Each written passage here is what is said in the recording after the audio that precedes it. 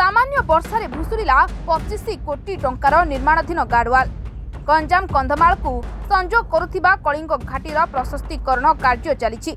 एही समय विराट गार्डवाल धसी प्राय 200 फुट तलकू खसी जाइछि। कामरे लागिथिबा दुईटी जेसीबी मेसिन मध्य तलकू खसीगला। अल्प के दुई ऑपरेटर वर्ती जाइछन्ति।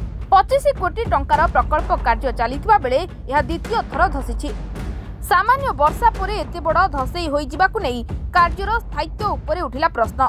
यह विजयवाड़ा रांची कॉरिडोर होइतिबारु प्रतिदिन एही रास्ता देई शह शह जानवाहन विभिन्न जिला को जाइथांती।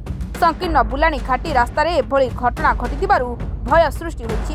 भंजनगर विधायक प्रद्युम्न कुमार नायक मध्य पूर्वरु पहुंची तागिद करी फेरिथिले। विभागीय अधिकारी टीम पहुंची घटनार छानबीन आरंभ करिसंती। ब्रह्मपुर जगन्नाथ पन्नाक रिपोर्ट, सरकार न्यूज।